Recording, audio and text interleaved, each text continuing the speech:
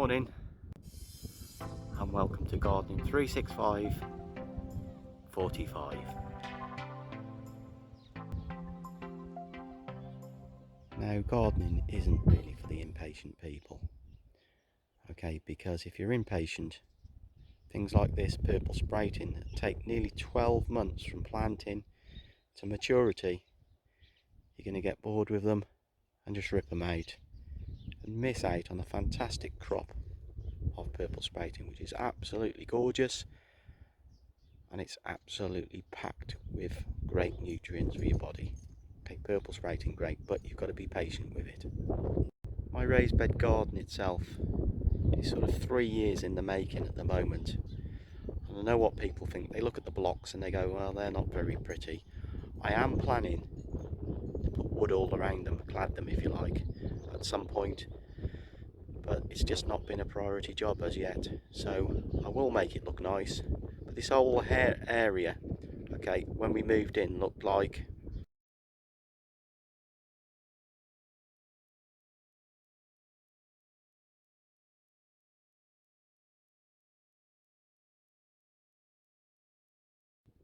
as you can see, it's not a particularly nice place. Okay, weeds everywhere.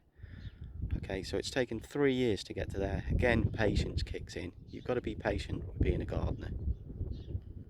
And the big jobs for today is to readdress this area here. My mint area, my chive area, and there's some more mint there. What I'm hoping to do is to have just one of those pod areas for mint, apple mint and traditional mint, and then I'm going to have a sort of an Italian herb garden here, and then in there I'm going to put some Indian herbs. Okay, so we got lots of herbs in the garden. Okay, so this will be my herb bed, if you like, here. And just tidied that up a little bit now. And now I'm going to infill it with some soil, and then I'm going to prepare some of my Italian herbs. I'll leave the chives in there. I only want one bunch. And what I'll do is let them get established. And I'm going to cut the tops off so we get new growth, so it's nice fresh chives for this year. And yesterday when I came home from work, I prepared some soil, so my soil's ready to go. So this job shouldn't take too long now. So soil's ready to go. I transplant my soil around in one of these plastic tubs. I think they're 45 litres. They don't last forever, a season or two. But when I finish with them, I repurpose them for potato containers. So that's their second life. Nothing goes to waste at this house. And here's one of the so said repurposed pots. And if you have a look, I've got potatoes coming up. So what I'm going to do now is cover those so they'll grow up again. Second one there. I've got another one here that needs covering up, and my very first one that needs covering up. So I'll put some soil on all of those. And this is just from a soil mix, which is garden soil mixed with some garden compost mixed with some fairly rotted wood chip. Okay, so hopefully that'll give them the best start in life. Here's my little hack so I can grow 2 types of mint in the same bed and stop them shredding into each other. It won't be 100% effective, so I'll put apple mint in the bigger one and then traditional mint in the other, and I'll just cover the pots so you can't see them, so they don't look ugly, so it just looks like they're grown naturally. So that's what I'm going to do now. I will be covering up with soil shortly, so you won't see this again. Bug watch. What's this insect called? And is he a goodie or a baddie? Okay, hopefully most of you know this one. Nice little thing though. I brought compost in to dry out, and I got some soil. I won't dry out much, but it's not going to get wet from the rain. So now I've got enough inside, hopefully, to at least make a start tomorrow. That's key. I don't want to be inside all day when it's raining. Morning. And today, as predicted, the weather is horrible. Any outdoor jobs today are probably cancelled. It's something I've been doing as well.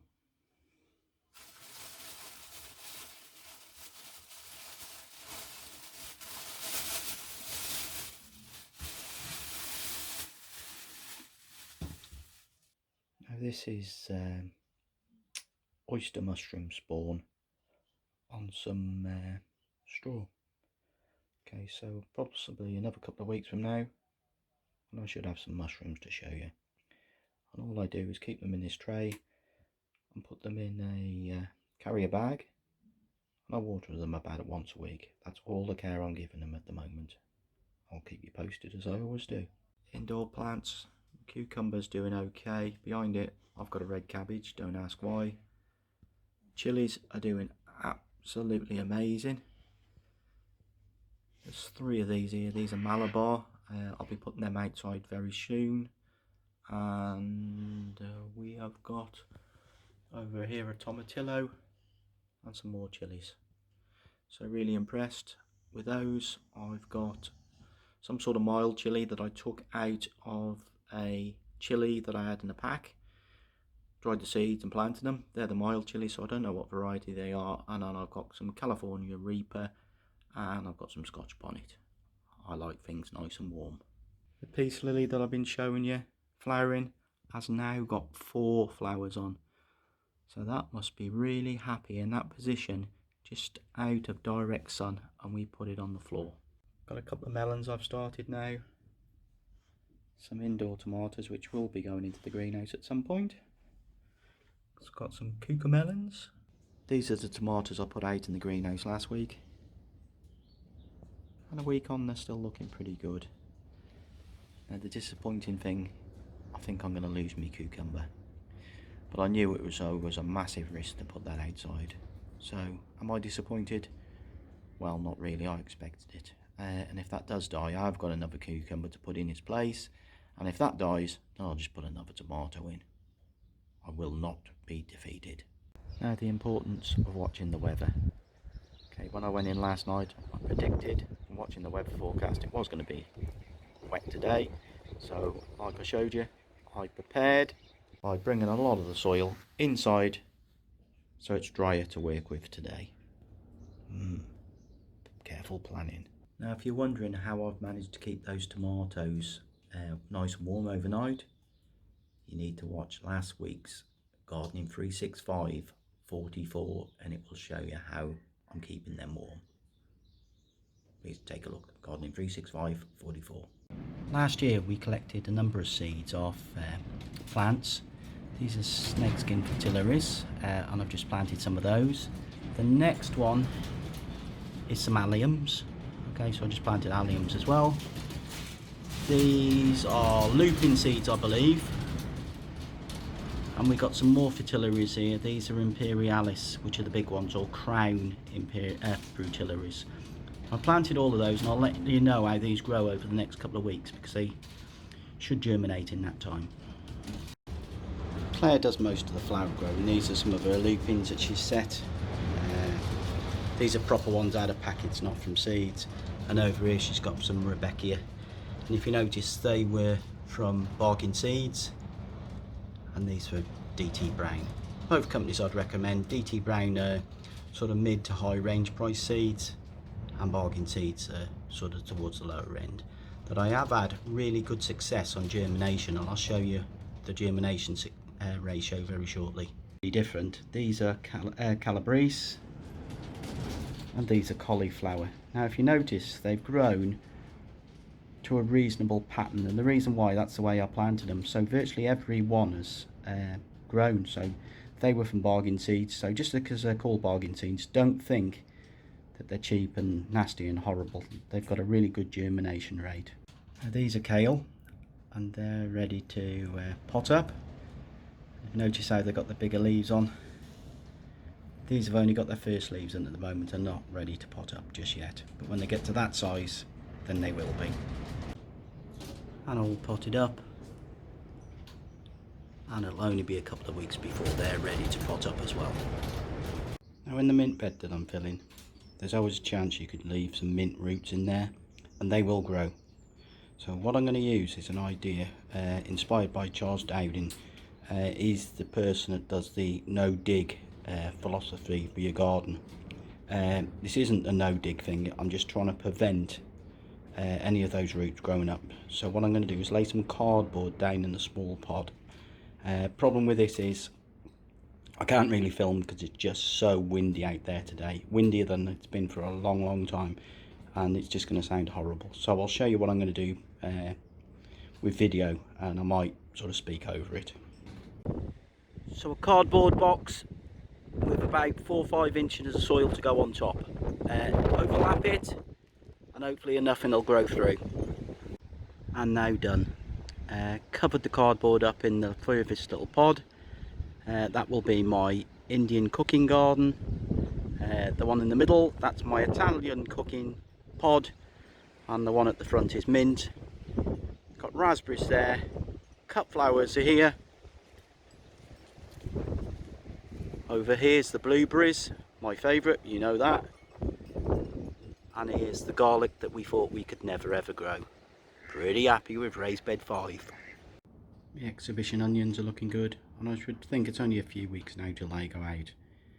The lettuce have gone nuts and they will need putting out shortly, and I've got a plan for them for next week if it's dryish. And these are my fritillaries here now. On down you've already seen the cauliflower and the cabbage, but over here are the Pak Choi and the Kohl Rabi, both first time vegetables for me. On down the peas, and they're probably only a week or 2 away from putting out. The broad beans are looking good, and behind them are the French beans. They're just breaking through the surface now. And down here we've got alliums and lupins. The kale join the red cabbage that I've got out, and over the back there, they're the snakeskin fritillaries. The carrots are looking good, and believe it or not, they could really go outside now, but I will leave them in here a bit longer yet. The potatoes all covered up now, ready to sprout out of that soil. It's supposed to be a warmer this week, so I'll probably leave that as it is. And on the floor here we got lots of Claire's plants, and here we got more of Claire's plants, including the rose I see there, and all sorts of different things. There are 1 or 2 that are mine there as well though. And this is the sad corner. This is just dying off now back into the bulb, the way you're supposed to do it. So after they flowered, remember a few weeks ago. But this has been absolutely beautiful, and I recommend everybody to get an Amaryllis. They are just superb. Beautiful plant, has done its flowering. It's just going to die back off into the bulb now, ready for next season. And hopefully these 3, they'll do the same. They'll flower next season as well. Well, that concludes this week's episode of Garden 365, 45. So next week it'll be Garden 365, 46. Had a pretty good weekend. Saturday was not too bad. Today has not been nice, but with some really careful preparation I've done quite a bit. Garden's looking pretty good overall. The daffodils, which is the scene I'm going to leave you with, look absolutely wonderful. Keep inviting your friends to Facebook. 934 I checked today. I'm not sure about YouTube, how many members, but we're doing pretty well, but we still need loads more to subscribe to that. Please subscribe to our YouTube channel. Yeah, you get first look at the videos, and you can see the whole back catalogue all the way back to Gardening 365 number 1. Okay, and if you want to subscribe, at some point there'll be messages here and here saying click this to subscribe. Click those and you are subscribed. Okay, thanks for watching. As usual, bye.